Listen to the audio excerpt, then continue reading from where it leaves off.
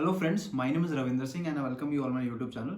तो इस वीडियो में हम बात करने वाले हैं कि मॉक टेस्ट का एनालिसिस कैसे करेंगे, क्या अप्रोच रहनी चाहिए, क्या स्टेप्स होते हैं जो मॉक टेस्ट एनालिसिस के वक्त हमें ध्यान रखने हैं ताकि जो हमारी मिस्टेक्स हैं हम उसको आइडेंटिफाई कर पाएँ और उस पर काम कर पाएँ। सो ड्यूरिंग माय प्रिपरेशन मैंने एक स्ट्रेटजी बनाई थी। काफ़ी सोर्सेज को रेफ़र किया, उसके बाद मैंने खुद अपना दिमाग लगाया कि ये चीज़ें मुझे ऐसे ढंग से करनी है।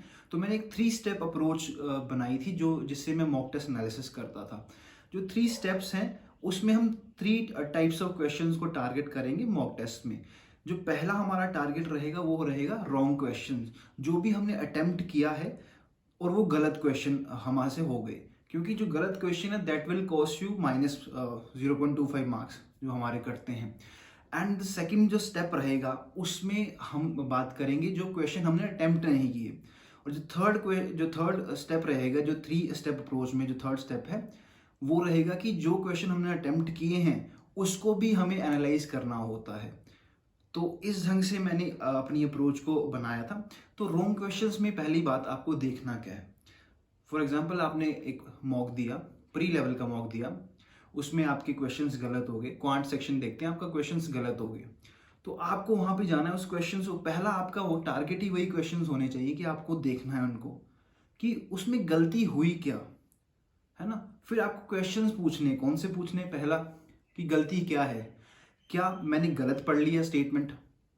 अगर तो गलत स्टेटमेंट पढ़ ली थी तो वो चीज़ आपको पता चल जाएगी। दूसरी, क्या मैंने कैलकुलेशन मिस्टेक कर दी, है ना। तीसरी, क्या मैंने गेस वर्क तो नहीं किया, मैंने तो सिर्फ तुक्का तो नहीं मार दिया। ये तीनों चीज़ों सवाल, ये 3 चीज़ के सवाल आपको पूछने हैं अपने आप से, जवाब आपको अपने आप ही मिल जाएगा। जो अगर तो आपने रीडिंग गलत करी है तो मीन्स आपका फोकस नहीं था या टाइम प्रेशर डेवलप हुआ था आपके ऊपर एक प्रेशर डेवलप होने के कारण आपने वो स्टेप उठाया। तो उस चीज़ में आपको टाइम ओरिएंटेड प्रैक्टिस ज़्यादा करनी है। पहला स्टेप क्लियर हो गया। दूसरा, अगर आपकी कैलकुलेशन मिस्टेक है वो कहाँ से आइडेंटिफाई करेंगे। जो भी आप A4 शीट्स में अगर मॉक टेस्ट देते हो या कॉपी पे मॉक टेस्ट देते हो, तो जहाँ पे भी आपने कैलकुलेशन करी है वहाँ पे आपको देखना है प्रॉपर ढंग से कि यार मैंने 22 into 9 करना था, मैंने यहाँ 8 कर दिया, फिर यहाँ कुछ ऐसे कैलकुलेशन में मिस्टेक्स हुई हैं, तो आपको वो चीज़ें देखनी है। और कैलकुलेशन जो स्पीड्स मैथ्स होता है, स्पीड मैथ्स वाले क्वेश्चन ज़्यादा लगाने हैं। इस ढंग से आपको आइडेंटिफाई करना है रॉन्ग क्वेश्चन है ना। ये चीज़ें आपको पता चल गई। तो रॉन्ग क्वेश्चंस को हमने हमने ऐसे एनालाइज करना है। और दूसरा आ जाता है कि ये तो बहुत टाइम ले लेगा। तो आपको मैं एक चीज़ बता दूं, ये टाइम इतना ज़्यादा नहीं लगता है, आपको सिर्फ एनालिसिस शुरू में ही टाइम लगेगा, बाद में आपका टाइम ऑटोमेटिकली कम हो जाएगा। अब दूसरा जो अप्रोच है वो रहती है हमारी, जो मिसिंग क्वेश्चन है या फिर जो हमने अटेम्प्ट ही नहीं किए। तो 2 कारण हो सकते हैं, है ना। 2 कारण क्या हो सकते हैं मिसिंग क्वेश्चन वाले में, कि या तो आपको कंसेप्ट नहीं पता था उस क्वेश्चन का, और दूसरा, या तो आपको आता था क्वेश्चन, कंसेप्ट भी पता था, पर टाइम ही नहीं मिला क्योंकि टाइम यूटिलाइज हो गया दूसरे क्वेश्चंस में। तो ये चीज़ आपको आइडेंटिफाई करनी है। अगर तो आपको कंसेप्ट नहीं आता था, for example time speed and distance का क्वेश्चन था और आपसे बना नहीं क्योंकि आपको कंसेप्ट भूल गया, तो वहां से आइडेंटिफाई करना है कि यार मेरी मिस्टेक ये है कि मेरे को कंसेप्ट भूल गया।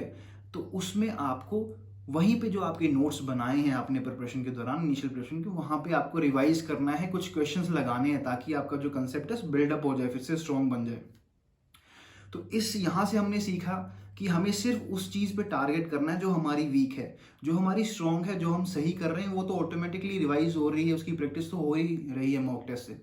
जो हमारी वीक पोर्शन है उस पर हमें काम करना है, ना कि कई कई कैंडिडेट क्या करते हैं कि अगर उनको लगे कि मॉक टेस्ट नहीं, मार्क्स नहीं आ रहे हैं, तो फिर से वो सारी वीडियोस देखेंगे, सारा सिलेबस रिवाइज करेंगे। वो गलत अप्रोच है, वो बहुत ज़्यादा टाइम आपका ले लेगी।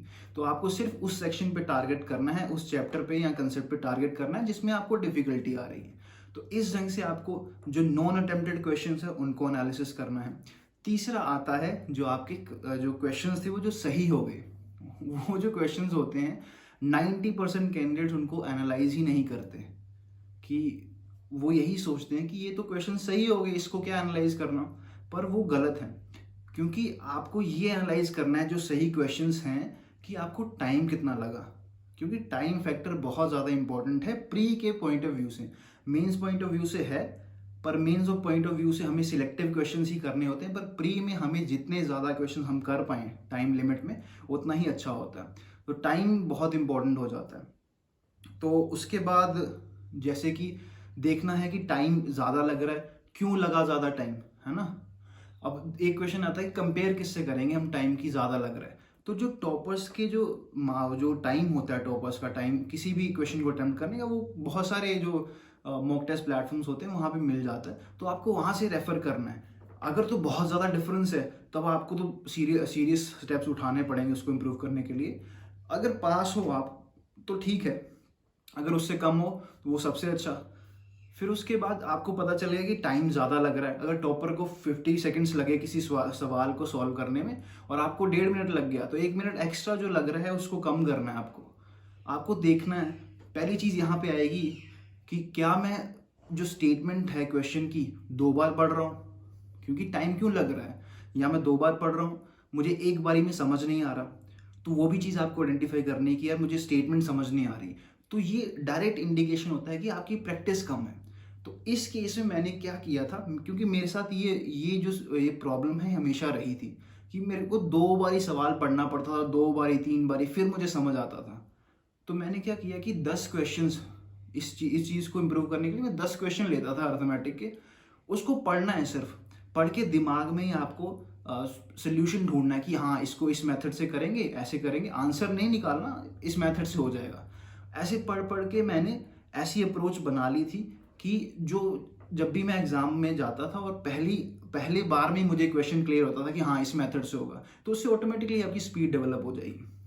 अब दूसरी चीज़ कि जैसे नंबर सीरीज का क्वेश्चन था, उसमें डिफरेंस निकालते हुए आपको बहुत टाइम लग गया, या कैलकुलेशन में टाइम लग गया। फॉर एग्जांपल अगर 22 इंटू समथिंग था, या फिर 11 इंटू 28 था, तो आपने क्या किया, उसमें आपने लिखा जहाँ आप कॉपी पे कर रहे हो 28 इंटू 11, फिर 1 से 8 किया।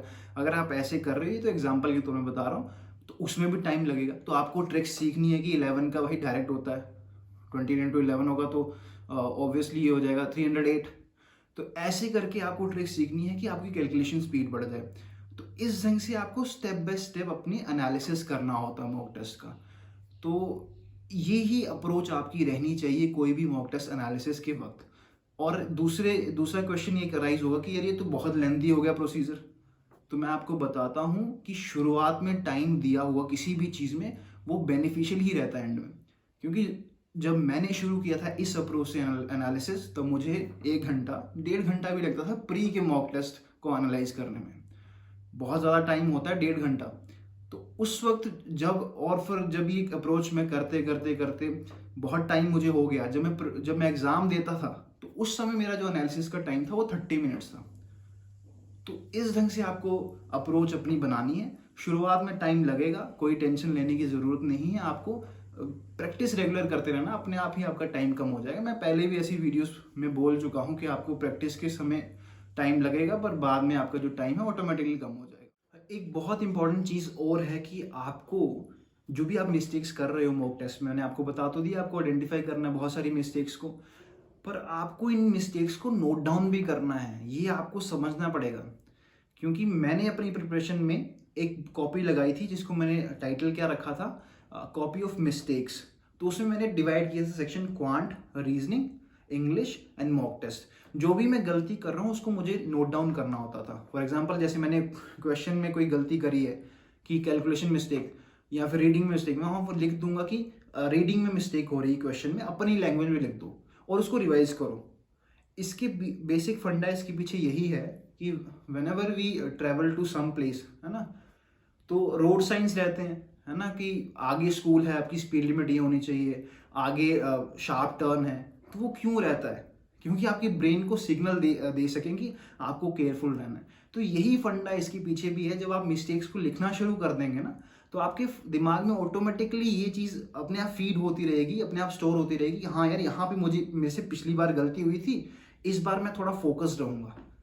तो इस तरीके से आप फोकस बढ़ा सकते हैं, इस तरीके से आपकी मिस्टेक्स कम हो जाएंगी। तो आप ये ज़रूर अप्रोच को फॉलो कीजिएगा। एक चीज़ मैं आपसे एक रिक्वेस्ट करता हूँ कि आप सारी जो वीडियोस है ना वो पूरी देखा करो, चाहे उसको 1.5x स्पीड पे देख लो या 2x पे देख लिया करो।